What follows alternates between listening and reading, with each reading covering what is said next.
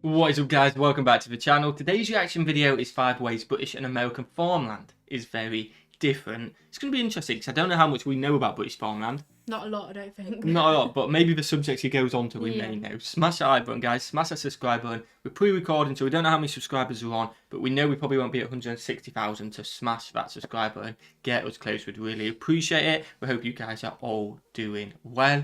And are you ready? Yes, I'm ready. Let's check out Lost of a Pond. His link is in the description, but what should we do? Wait till after the video To check him out, and we will remind you at the end, so don't worry about that. 5 ways British and American farmland is very different. Let's get what we got.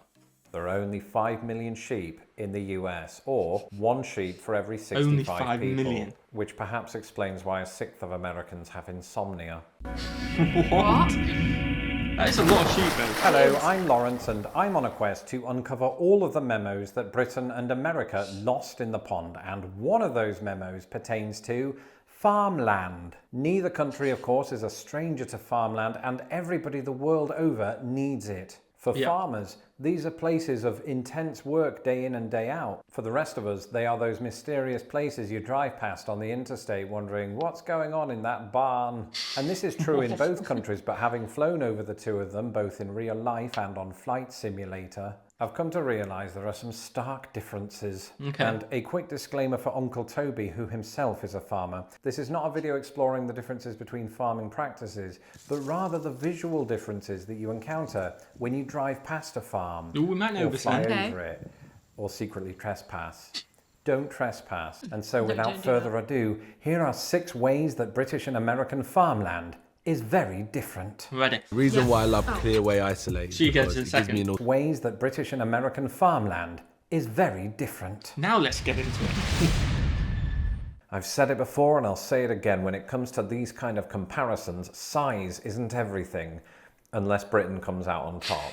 Now, I don't think anybody is going to be too surprised to discover that the United States has more farmland than the United Makes Kingdom. sense. Yeah. It makes sense. After all, the United States is about 41 times larger. But I want to know the percentage. He normally tells us the percentage. You might know what I give mean? him a It's chance. important. So I hope you do, Lawrence. But what if we did this? What if we took each country and looked at the land and then worked out what percentage of that land was farmland? Give him a chance, Well, man. some interesting and some would say surprising details start to emerge, forcing me to talk like a BBC presenter from the 1950s. I'll stop that now. Firstly, roughly 44% of the United States is agricultural land. And when I say that out loud, 44%. that sounds like a lot, given, of course, how large the United States is. But when you look at a map of America and you Or in the consider middle. the fact that much of that farmland is contained either within the Midwest, the Great Plains, or the South, it suddenly doesn't feel like a lot, at least to my British brain. This is the majority of England.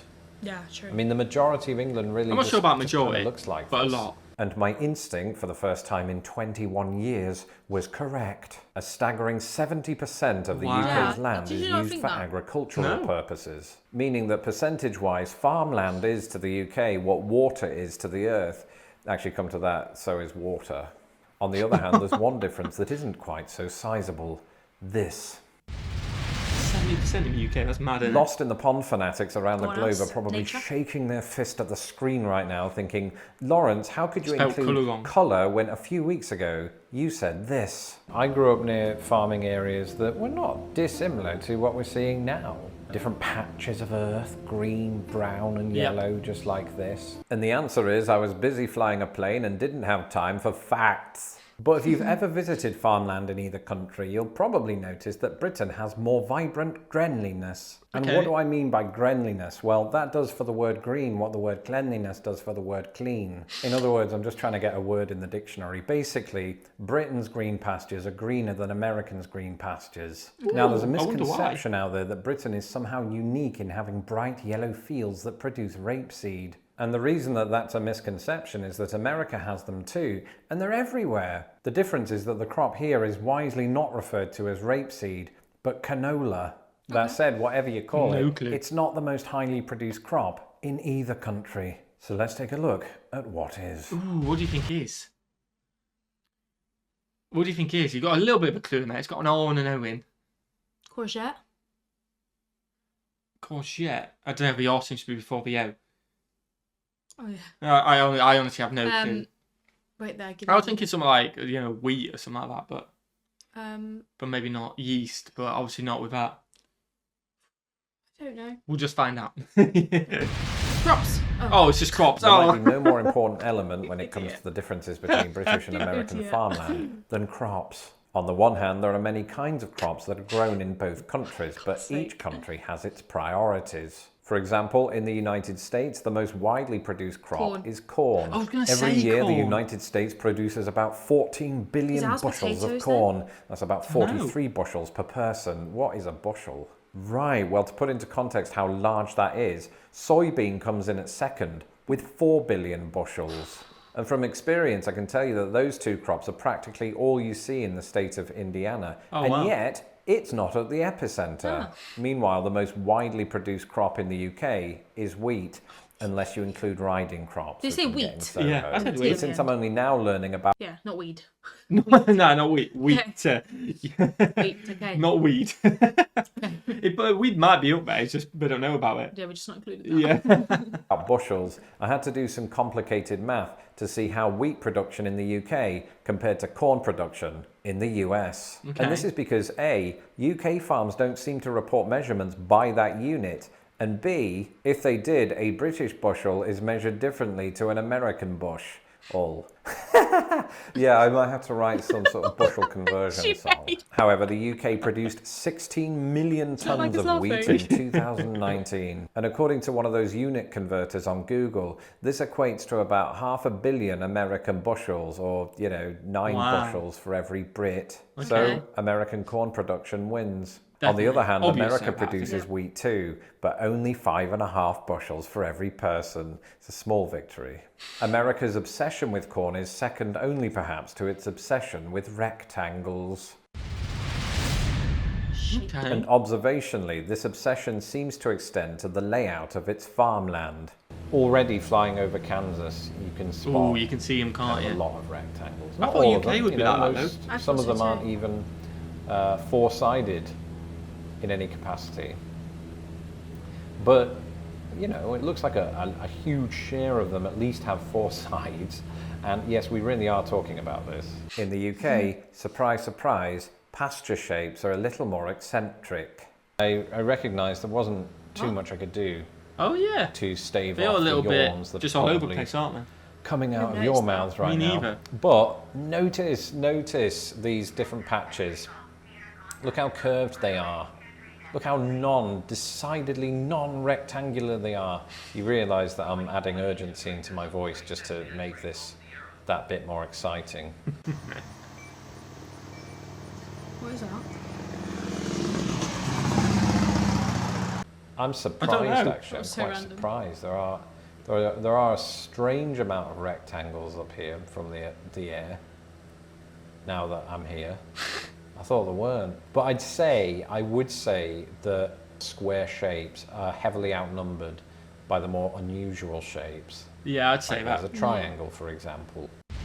Random triangle in there. In many ways, an entire video called something like 5 farming objects I only encountered after moving to America could have been devoted to the difference between British and American farming objects. But to keep things simple, I'm just going to focus on one object from each country. Something Okay. that you're more likely to encounter on American farms and not so much on British are silos. Some US farms have several silos. They're those cylindrical things that look like they're about to send crops into space. The object, if you want to call it that stands out on British farmlands are dry stone walls. Basically a wall that's constructed without mortar. This means that cows are probably just 2 opposable thumbs away from escaping and wreaking revenge on humanity. And speaking of animals, ... that's ellipses spoken. Once again, there's a lot of crossover between the two countries as to which animals are used as livestock. Okay. But when it comes down to the animals that you're more likely to see on each country's farms, the difference is like Iron Man, in that it's stark. In Britain, the 3 most famous sounds are Big Ben, the pouring of the moo. kettle, and bah! Ooh, sheep. That was a sheep.